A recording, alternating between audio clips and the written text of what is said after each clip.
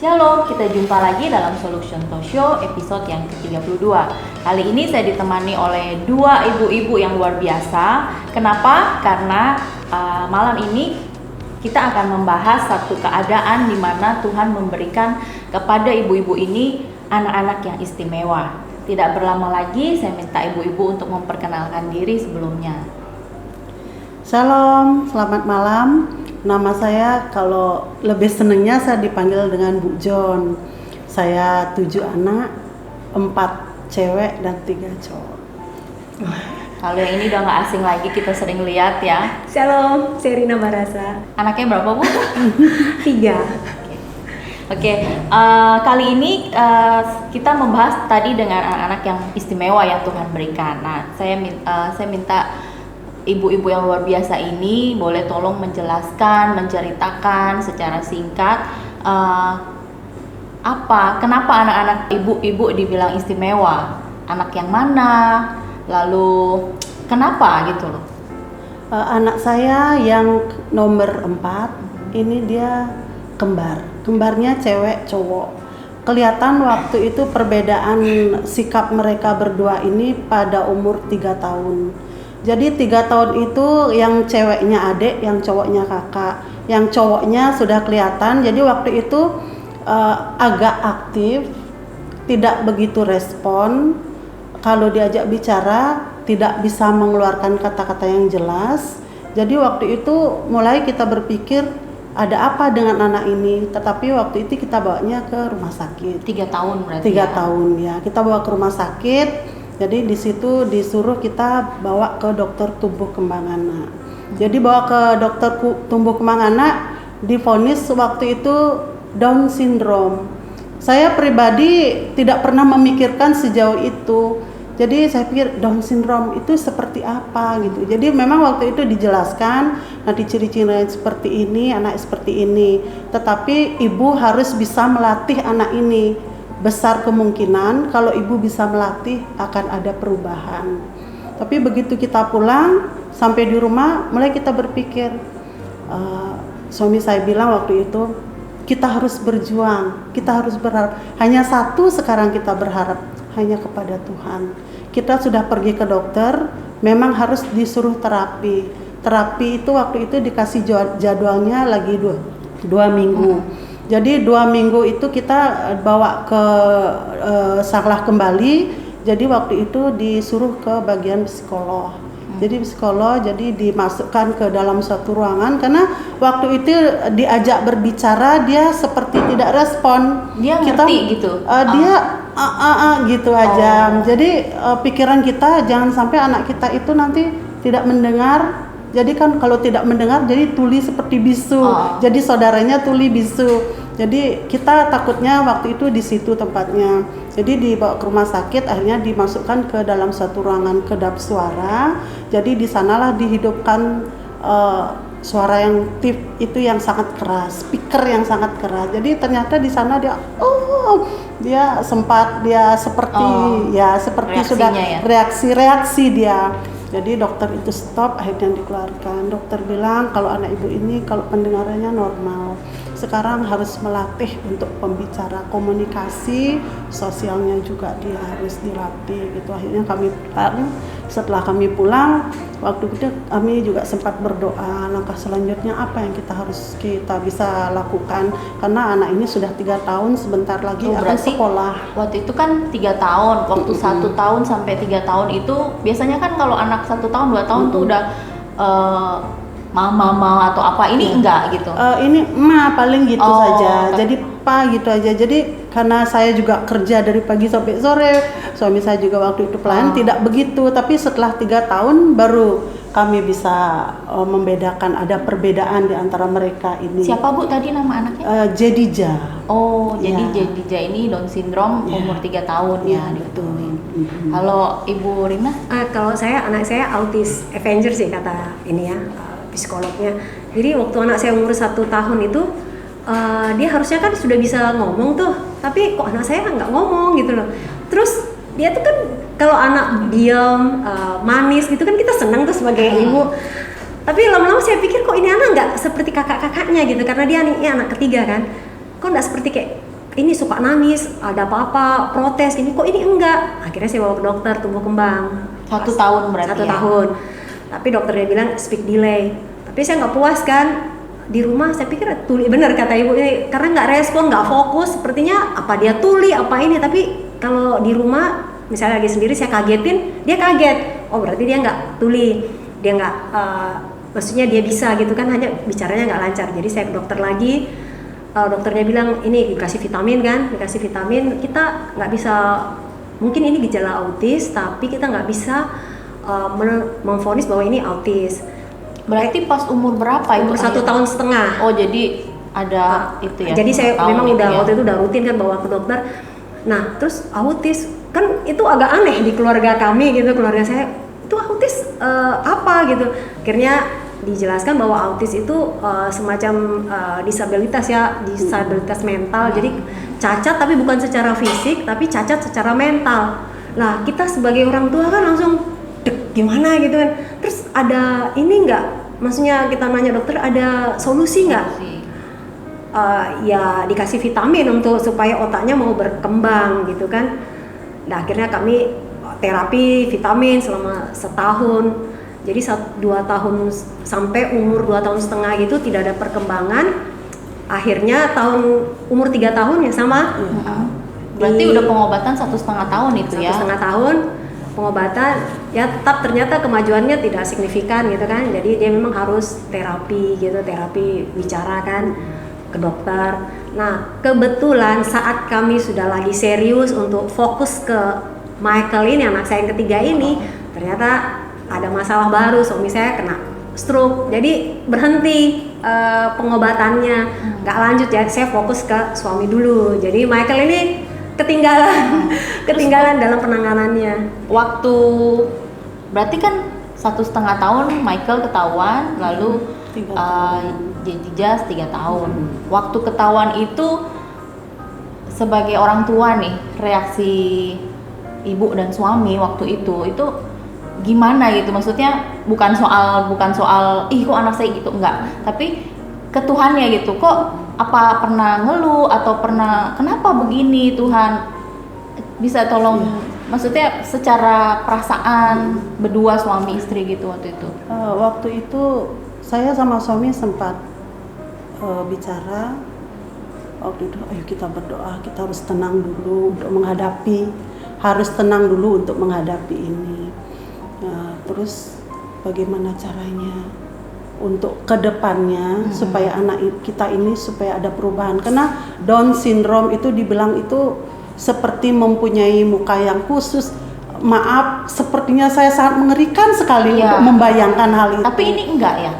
Tapi dia waktu itu kelihatan dari matanya itu kelihatan seperti kacang almond bentuknya. Itu baru kelihatan dari matanya.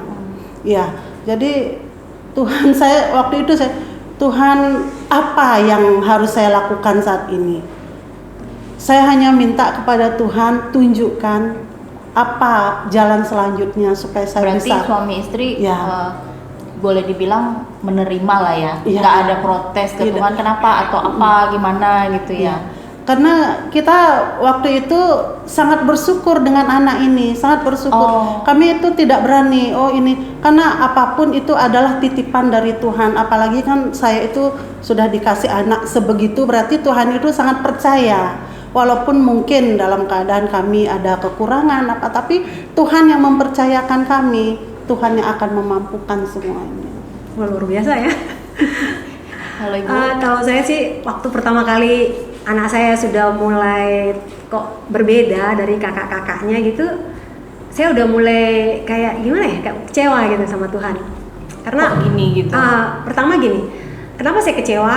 Karena menurut saya sudah melakukan bagian saya gitu loh. Selama kami, maksudnya saya untuk anak ini gini. Dulu kan saya tuh anak pertama tuh susah ya, jadi susah. Jadi saya berdoa pengen punya anak. Kebetulan pas saya hamil anak pertama, saya bersukacita banget gitu loh. Tiba-tiba saya hamil terus keguguran, dokter bilang nggak apa-apa. Ternyata saya hamil lagi. Jadi puji Tuhan saya punya anak 2 itu saya bersyukur banget. Jadi saya nggak ada kepikiran untuk pingin anak ketiga gitu loh. Ternyata Tuhan memberikan saya anak ketiga ini, Michael ini, saya pikir ini berkat Tuhan. Tuhan memberi jauh lebih banyak daripada apa yang saya pikirkan dan doakan. Setelah lahir ternyata setelah ketahuan dia autis, kan kecewa ya. Tuhan kok barang reject sih menurut saya waktu itu. Tuhan kasih kok reject sih ini apa anak gini gitu kan. Karena autis itu kan dia memiliki kekurangan itu dalam komunikasi dan berinteraksi sama saya sebagai orang tua dan saudara-saudaranya gitu kan. Jadi loh, katanya Tuhan memberi jauh lebih banyak dari apa yang saya pikirkan dan doakan, tapi Tuhan beri kok reject gitu kan. Ya kecewa gitu. Tuhan, apa salah saya gitu kan? Selalu begitu. Apa sih salah dan dosaku gitu. Kok dikasih kayak gini gitu kan. Tapi seperti tadi Ibu bilang, suami itu kan menguatkan. Ya udah mah, kita terima anak ini, kita rawat semampunya gitu loh. Seperti kata dokter, kita lakukan yang terbaik aja untuk anak ini gitu kan. Pasti ada maksud Tuhan gitu kan. Ya itu ya karena pikir itu kan iman ya, ada maksud Tuhan. Ya udah, kita iman ini gitu loh. Kalau ada maksud Tuhan. Gitu. Bu Rina berarti sempat kok gini gitu ya kan. Lalu sampai sekarang juga kadang kok gini.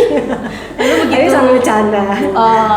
Suami istri bisa menerima. Nah, ini kan keluarga besar, lalu lingkungan masyarakat. Itu ada kendala nggak ya menghadapi, maksudnya kan kita sebagai orang tua terus punya rasa takut nggak nanti masyarakat bagaimana atau apa? Kalau ini saya punya pengalaman. Lalu bagaimana dengan respon masyarakat juga menilainya? Saya ya jawab ya. Ya. Saya punya pengalaman yang luar biasa nih kalau dari respon masyarakat nih. Ini kebetulan di boleh saya sharing ya, di lingkungan gereja aja, lingkungan gereja. Kadang-kadang gini loh, sebagai orang tua kan kita nggak tahu ya kenapa kita bisa mendapatkan anak seperti ini. Nah kebetulan anak ini dia memang agak agak aktif dan istilahnya susah untuk diajak berkoordinasi gitu kan. Nah dalam lingkungan gereja kadang ibadah, di gereja itu ya? Ibadah itu nggak bisa diterima oleh orang-orang di gereja. Saya pernah bermasalah sama ada satu jemaat karena dia ngomong gitu ke saya kalau anak kamu tuh loh mengganggu konsentrasi gini nunjuk. Saya tuh akhirnya kesel gitu loh karena siapa sih yang mau ya punya anak kayak gini. Itu dari berapa tahun setelah ketahuan Bu? Itu 3 tahun dia waktu itu. Jadi gini, kita kan kalau pegang dia tuh kayak ulet aja lari gitu, melepaskan diri terus pergi. Kalau kita kejar-kejar itu, benar-benar menyita energi kan. Jadi memang mengganggu gitu loh, mengganggu konsentrasi. Jadi kadang-kadang susah diterima. Nah kita kan juga sebagai orang tua satu sisi kami pengen ke gereja, di satu sisi anak ini nggak bisa diterima gitu kan. Nah udah bawa pembantu juga untuk mendampingi juga masih nggak ke handle karena anak ini lebih dekatnya ke saya sebagai ibunya gitu kan. Dia karena dengan orang lain tuh nggak begitu ada perasaan insecure gitu ya, jadi nggak percaya, nggak aman gitu loh dengan orang-orang di luar, jadi dengan ibunya.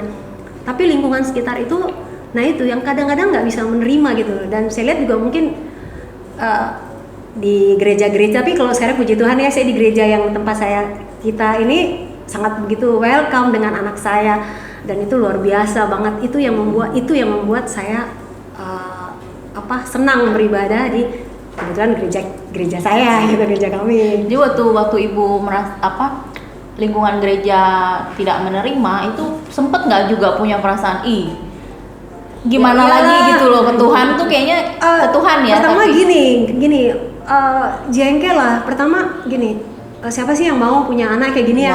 Terus kedua, orang-orang di gereja menurut kita kan harusnya dia tahu kan dia menerima orang kasih, tapi kok ternyata di gereja enggak gitu. Di sekolah minggu ada malah seorang ibu waktu itu ngomong gini, waduh nggak bisa aku kalau punya anak kayak gini gitu. Terus ada kalau misalnya disuruh anak-anak itu disuruh berbaris waktu di sekolah minggu tuh ada kan yang bilang ini Miki bodoh banget gitu kan. Tapi dalam kondisi mereka tahu kalau Miki itu udah saya jelaskan kalau Miki autis tapi tidak bisa diterima. Nah akhirnya ya udah saya cari tempat yang bisa menerima gitu untuk anak saya. Kalau Ibu John ada pengalaman ini? Kalau saya pengalaman ini kan dia dari 3 tahun itu kita dulu kerja keras ini, tentunya dengan tuntunan Tuhan. Dulu suami saya tuh selalu memegang anak saya, punya prinsip saya harus pegang dia, pegang dia kemanapun dia pergi dia harus bawa. Sekarang orang tua berusaha berdoa, tetapi anak ini juga harus bisa dia supaya suatu saat nanti tumbuh kembangnya semakin bagus. Ya, usaha apa Ya, yang saya berusaha? jadi usahanya waktu itu Pak John itu selalu menaikkan pujian. Kalau naik motor, naikkan pujian ya, haleluya. Pertama itu penyembahan dulu, haleluya, haleluya. Jadi dia ngikut. Tadi pujian-pujian dia ngikut. Jadi sepanjang jalan nanti kalau lampu merah baca itu baca. Dia mulai keluar suara mulai semenjak dia mulai sekolah. Nah, itulah banyak dibully di sekolah. Karena kami Berarti waktu itu sekolahnya sekolah umum. Jadi Umur waktu itu berapa kan itu, Bu? waktu itu dia umur 5 tahun, saya taruh di TK, 6 tahun ke SD. Kalau TK itu masih aman dia. Karena kakaknya itu, kembarannya itu jadi guide-nya. Jadi kalau gurunya dia kurang jelas bicara, kakaknya yang suka bicara. Jadi waktu itu saya juga ego juga, agak gengsi juga. Memang pernah dulu dikasih tahu sama saudara lebih baik di sekolah khusus. Tapi karena TK sudah bisa dilalui selama 1 tahun, akhirnya maunya kami juga sama. iya betul. Ternyata di sekolah SD itu kena bully terus. Kena bully dari teman-temannya. Jadi kalau pulang selalu nangis. Sebagai orang tua waktu itu memang sempat emosi Berarti juga. kalau Yedija ini ya, dia yang menghadapi ya. Iya betul. Kalau Miki kan mamanya. Ya. Kalau Miki juga sebenarnya masuk TK umum juga ya, tapi dia nggak pernah masuk dalam kelas. Di kelas ya memang benar dia karena dia nggak bisa berinteraksi. Memang kalau waktu itu Miki ya dibilang nggak bisa ke sekolah yang umum gitu. Hanya waktu itu saya nitip aja. 3 tahun juga TK. Luar biasa juga ya. Terus nah, anak yang spesial ini kan cara merawatnya, cara mendidiknya itu pasti beda ya. Bisa ceritain secara singkat gimana sih merawatnya, mendidiknya, terutama mengajarnya ya. Lalu menjelaskan ke anak-anak ini. Yedija umur sekarang berapa, Bu? 16 tahun. Oh, udah besar ya. Miki 9, nanti bulan 5 10. Nah, bagaimana cara ibu-ibu menjelaskan ke si anak Yedija dan Miki, dia itu spesial, dia itu beda sama yang lain saudara-saudaranya, itu bisa tolong diceritakan? Waktu dia sudah mulai mengerti, kalau saya lihat dulu umurnya dia kelas 6 SD, dia sudah mulai mengerti dengan keadaannya dia sendiri. Jadi waktu itu yang sangat berperan terhadap Yedija itu adalah bapaknya. Jadi bapaknya yang mulai, kalau saya kan karena kerja dari pagi sampai sore, memang bapaknya tuh perannya sangat banyak di situ. Jadi bapaknya bilang, kalau Yedija pergi kemana-mana, Yedija tuh harus berdoa. Bapak pantau dari jauh, Tuhan Yesus yang ada di samping Yedija.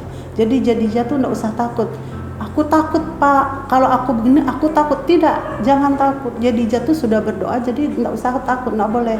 Oh Yedija mau ke ini Pak, Yedija harus berdoa dulu. Aku berani nggak Pak? Dia kadang-kala seperti itu. Mungkin umur kadang berapa, Bu, ya? kelas 6 SD, umur 12. Oh, Ya, itu masih di sekolah umum? Sekolah umum kelas 6 SD. Jadi waktu itu dia mulai mengerti. Berarti luar biasa juga ya, dia berarti mengikuti jenjang umum ini SD ya? Iya, jenjang SD. Jadi semenjak SD kelas 6 itu, jadi saya sama suami mulai berpikir kasihan juga karena dia di SD itu seperti tidak bisa diterima oleh teman-teman yang normal. Jadi dia dibully. Jadi berarti 6 tahun loh dia berjuang ya, dari SD 6 kelas 1. tahun Berarti dia tahu kondisi dia nih khusus ya? Tahu. Jadi waktu itu kami akhirnya ngambil keputusan bagaimana kalau kita sekolahkan dia di sekolah khusus. Tapi Bu, waktu dia tahu dia khusus, apa reaksi dia? Terus gimana cara Ibu merangkulnya supaya dia bisa, kadang-kadang kita orang tua bisa nerima ya, tapi yang anaknya sendiri nggak bisa nerima kan? Kenapa saya begini gitu kan? Kenapa saya beda? Nah itu gimana? Tapi justru kebalik. pada saat kami sekolahkan, daftarkan di sekolah khusus, kami kan bawa dulu ke psikiater. Setelah di psikiater nanti dijelaskan psikolog ya Bu ya.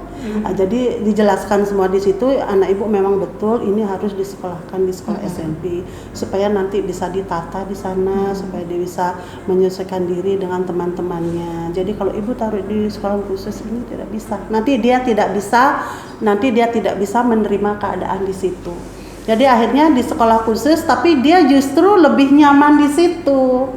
Jadi dia kan kemarin itu kalau dia SD dia masih jalan kaki ke sekolah, tapi ini dia santai, enjoy, dia naik sepeda ke sekolah, dia senang. Berarti dia mulai bisa menerima kondisinya, betul. tanpa dia merasa sedih atau tidak.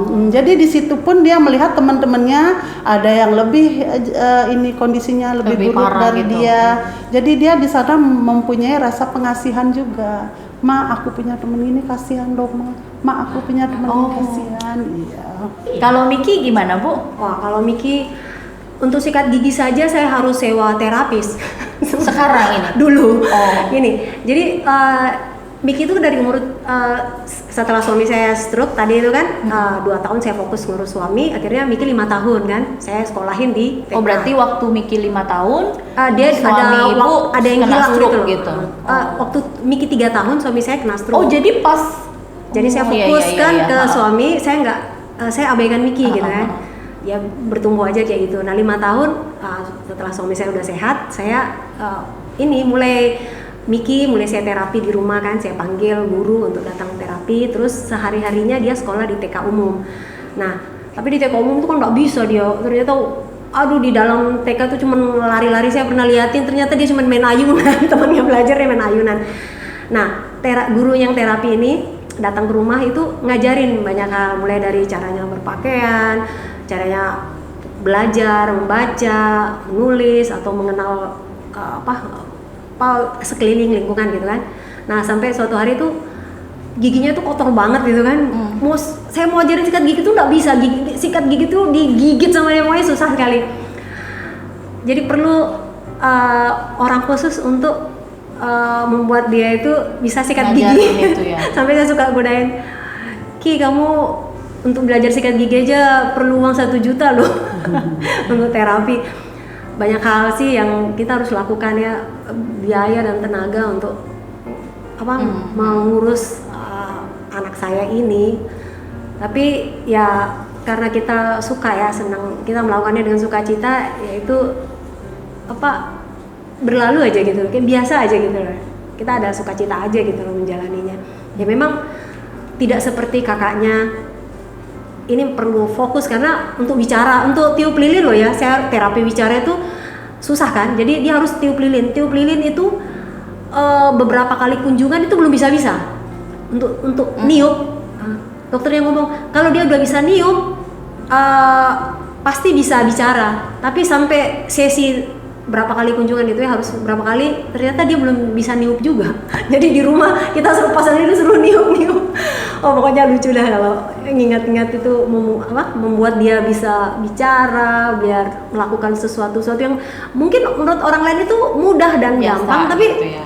Untuk Miki itu ekstra luar biasa untuk supaya dia bisa gitu. Tapi gimana sekarang keadaan Miki nih? Banyak kemajuan? Oh kalau sekarang sih luar biasa ya, karena dia udah mulai tahun lalu 2019 saya masukin di rumah belajar autis di Yayasan Sarwahita itu. Dia sekolah di situ sekaligus terapi. Jadi di sekolah itu tidak seperti sekolah umum kan. Di situ dia belajar istilahnya okupansi terapi gitu loh. Jadi terapi kemandirian. Jadi dia nggak belajar semata-mata seperti anak umum yang akademisi, dia enggak. Dia belajar banyak hal di situ. Dan puji Tuhan perkembangannya udah lebih baik. Tapi yang mau saya ceritain ini yang 5 tahun waktu itu kan 5 tahun 6 tahun itu sebelum saya masukin di Yayasan Autis ini, saya kan memang panggil orang untuk terapi, dan kata pembantu saya, karena kalau orang itu gurunya datang itu kan anak saya nggak lihat sama suami karena kami kerja kan.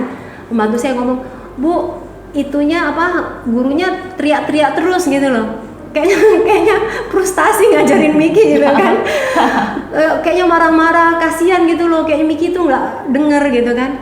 Tapi suatu hari kami jalan gitu di mobil, tiba-tiba dia baca gitu loh. Baca tulisan, loh kok bisa baca? Gitu. Jadi kaget sendiri. Jadi kita tuh dengar dia bisa baca itu, waduh ini luar biasa banget gitu loh. Pernah saya doain ada teman sakit, teman gereja juga, tiba-tiba pas mau ngangkat lagu, saya mau lagu apa ya, tiba-tiba dia nyeletuk pertolonganmu. Wah langsung saya kaget, langsung nyanyi ini.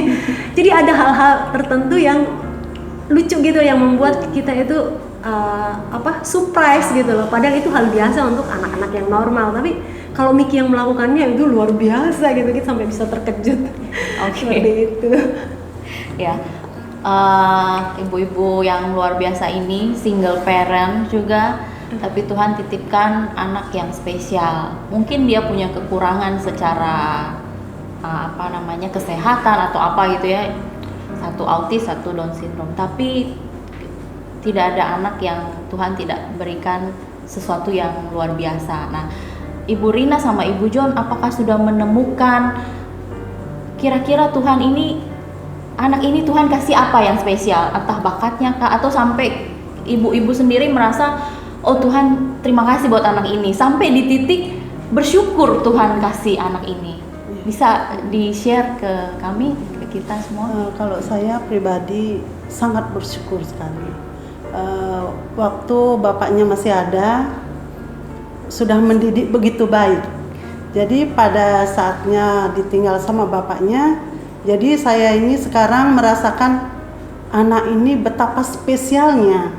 Jadi kalau saya lihat orang yang normal belum tentu bisa melakukan hal yang dia lakukan.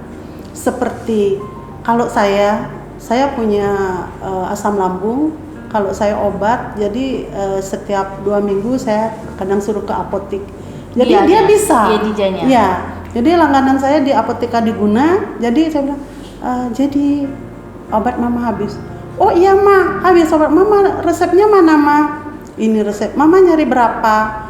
Ini obat mama kan 40, mama jarang minum, 10 aja. Jadi dia mengerti ibu. Jadi dia naik sepeda, jadi dia ngantre di situ, ma tadi ngantre lama, pulang bawa obat. Nanti kalau ma obatnya masih, jadi kalau saya suruh dia 10 ya ma, ya itu dia ibu. Jadi kalau pagi, mama kemarin nggak belanja pulang kerja, ke pasar nggak ma? Jadi dia tahu, oh beli ini ya. Jadi kadang-kadang saya akan ngajarkan dia, kadang dia tidak mengerti, 1,5 kilo itu belum mengerti. Kemajuan luar biasa, spesial sekali. Dan dia perhatiannya ya. Kenapa harus dia? Padahal saudara-saudaranya ada yang baik-baik saja kan? Saudaranya ya ada baik-baik saja, tapi saya mulai melatih dia. Mulai kembali karena kan sekarang Pak John sudah tidak ada. Jadi saya mau melanjutkan melatih dia supaya jauh lebih baik lagi. Umur berapa Bapak nggak ada? 2 tahun yang lalu. Ya, 2 tahun yang lalu bulan Oktober. Ya, sama Rina ya. Ya. Kalau Miki, buat Ibu? Kalau Miki sampai saat ini saya belum nemuin, katanya kan autis itu pasti punya kelebihan yang khusus sendiri. Di satu sisi gitu ya, di satu bidang gitu ya, bidang seni kah atau bidang intelektual kah apa gitu kan. Tapi saya belum nemuin, karena kalau saya ajarin saya musik, dia nggak tertarik sama musik.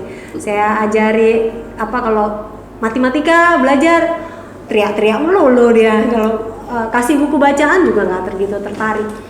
Tapi kelebihannya itu kalau menurut saya Miki itu bisa jadi penghibur untuk saya gitu kan. Saat bapaknya meninggal, Miki adalah anak yang paling dekat sama saya dan selalu menghibur saya gitu loh. Memberi selalu kekuatan. Dan satu hal, dia selalu bilang, "Mama sayang Miki" gitu kan. "Mama sayang Miki." "Iya, Mama sayang." Jadi tiap pagi kita bangun pasti morning Miki gitu kan, di sini good morning tuh mama, I love you gitu kan. Jadi ada perhatian, dan dia anak saya itu kalau saya berdoa dia selalu ikut.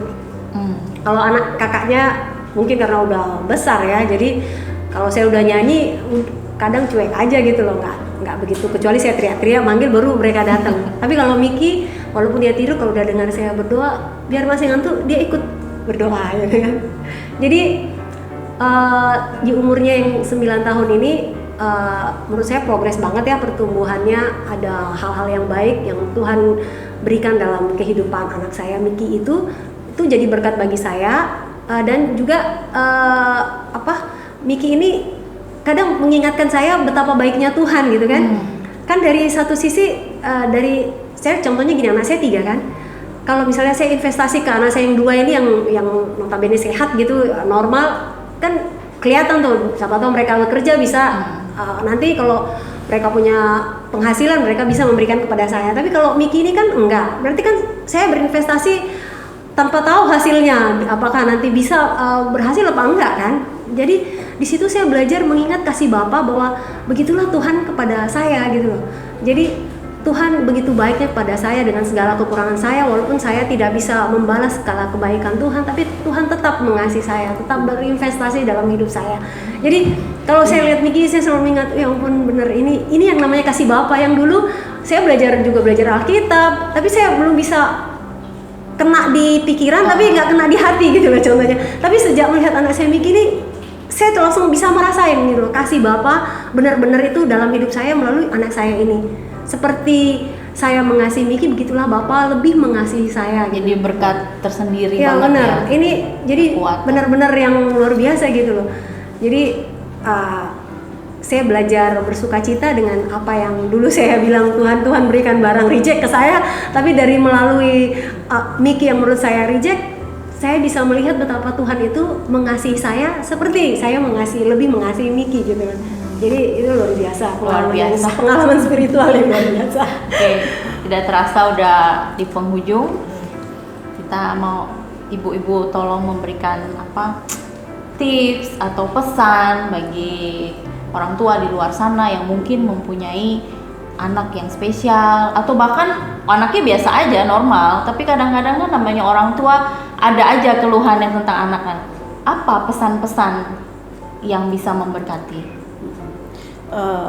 Ibu-ibu semua jangan pantang menyerah, bapak-bapak juga jangan pantang menyerah. Sekalipun menghadapi anak seperti ini, mari kita gandeng tangan, kita berusaha tenang dan kita berusaha berdoa. Pasti Tuhan akan jawab dan Tuhan pasti akan memberikan jalan yang terbaik. Ya contohnya seperti anak saya, puji Tuhan, akhirnya dari dulu matanya sempat seperti kacang almond, sekarang sudah mulai normal, cuman agak panjang sedikit, tetapi sudah luar biasa. Buat saya pribadi sudah luar biasa. Bapak-bapak dan ibu-ibu jangan pantang menyerah. Tetap bersemangat ya. Pada Bu Rina, kalau saya pesan untuk ibu-ibu di luar sana yang mungkin memiliki anak seperti anak saya, berikan kasih yang besar, yang lebih kepada anak-anak yang autis ini, karena mereka kalau misalnya kita kecewa itu mereka dapat merasakan hal itu, tapi kalau kita memberikan kasih kita, maka feedbacknya ada, dia juga akan mengasihi kita. Jadi ada hal yang baik kalau kita memberikan kasih sayang yang tulus kepada anak kita yang yang berbeda ini. Terus kepada ibu-ibu yang lain yang istilahnya yang mungkin melihat ada anak-anak seperti ini, tolong kalau melihat anak-anak autis jangan menghina atau membuli atau menyakiti anak-anak seperti ini, karena anak-anak seperti ini kalau dihina, dikasarin atau dibully, dia tuh bisa oslet otaknya, kan kasihan ya. Terus bagi orang tuanya kan juga belum tentu mereka mereka kan juga nggak mau punya anak seperti ini, tapi kalau Tuhan berikan berarti kan itu mereka menerimanya itu juga ada perjuangan. Nah tolong yang nggak punya anak seperti ini ya tolong kalau bisa belajar menerima, istilahnya menjadi teman yang baik dan mengajarkan juga anak-anaknya untuk tidak membuli anak-anak yang autis ini, karena kalau itu terjadi maka anak-anak seperti ini di masyarakat umum bisa akan kehilangan kepercayaan diri yang lebih lagi gitu kan dari kekurangan mereka. Tapi kalau dia bisa diterima, maka kepercayaan dirinya bisa bangkit dan itu akan bisa sama seperti orang-orang anak-anak yang normal seperti itu. Saya jadi ingat satu kisah di Alkitab yang anak buta sejak lahir. Waktu Tuhan Yesus dan murid-muridnya sedang melakukan pelayanan, suatu kali muridnya Tuhan bilang, "Rabi, siapa yang berbuat dosa? Orang ini sendiri atau orang tuanya sehingga dia dilahirkan buta?" Tapi Tuhan Yesus berkata, bukan dia dan juga bukan orang tuanya, tetapi karena pekerjaan Allah harus dinyatakan di dalam dia. Amin. Jadi di dalam Miki, di dalam Yedija, karena Tuhan mau berkarya. Terima Yes. kasih untuk narasumber yang luar biasa. Kiranya pembicaraan ini menjadi berkat buat kita semua. Sampai jumpa lagi di Talk Show berikutnya. Shalom. Shalom.